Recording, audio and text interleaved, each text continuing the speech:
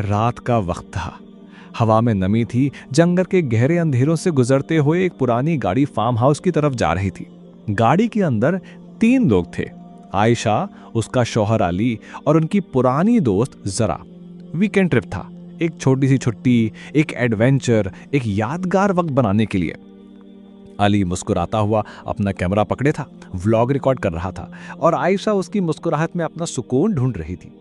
जरा पीछे की सीट पर बैठी हवा को चेहरे पर महसूस करती जंगल के अंधेरों में झांक रही थी।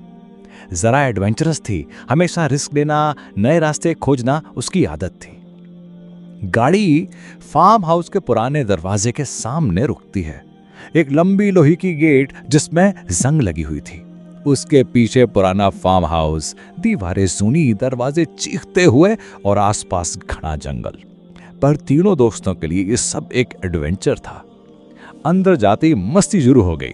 म्यूजिक, बारबेक्यू, एक छोटी सी पूल पार्टी और जंगल की खामोशी तोड़ती उनकी हंसने की आवाज। सब कुछ परफेक्ट था, या कम से कम उन्हें ऐसा लग रहा था। लेकिन जंगल हमेशा अपने राज चुकाता है, और उस रात जंगल के अंधेरों में कुछ ऐसा छुपा था जो तीनों की जिंदगी बदलने वाला था। जरा, जो हमेशा जंगल एक्सप्लोर करने का शौक रखती थी, रात को अकेली निकल गई। आयशा और अली ने मना किया, लेकिन जरा सिर्फ मुस्कुराई और बोली, मैं बस थोड़ी देर में वापस आ जाऊंगी। जंगल के अंदर हवा और ठंडी थी, पेड़ों की पत्तों की सरसराहट और दूर से किसी अजीब सी आवाज का गूंजना। जरा एक पतली सी राह पर चलती गई और उसकी नजर एक चमक पर पड़ी। वो चमक जमीन पर सरकती जा रही थी। एक सांप था, लेकिन यह आम सांप नहीं। उसके स्केल चांदी की तरह चमक रहे थे और उसके शरीर पर लाल रंग की रोशनी फैल रही थी। जरा रुकी और उस सांप ने पल भर में उसका पांव धट लिया। जरा चीखी नहीं, दर्द भी महसूस नहीं हुआ, सिर्फ एक अजीब सा सुकून उसके जिस्म में फैल गया। उसकी सांसें हल्की हो गईं और उसकी आंखें धीरे धीरे बदलने लगी।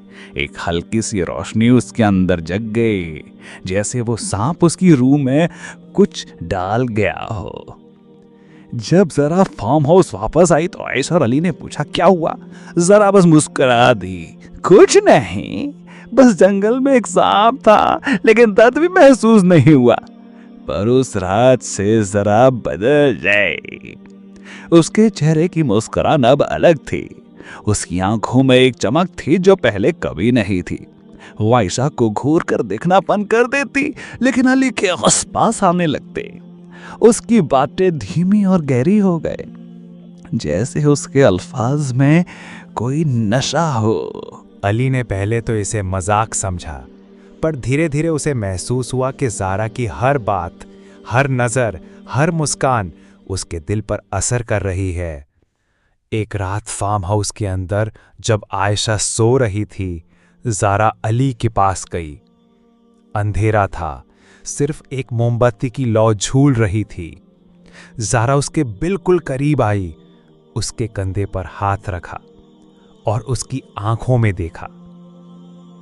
अली का दिल तेज धड़कने लगा, पर उसके पैर जमे हुए थे, वो हिल भी नहीं पाया।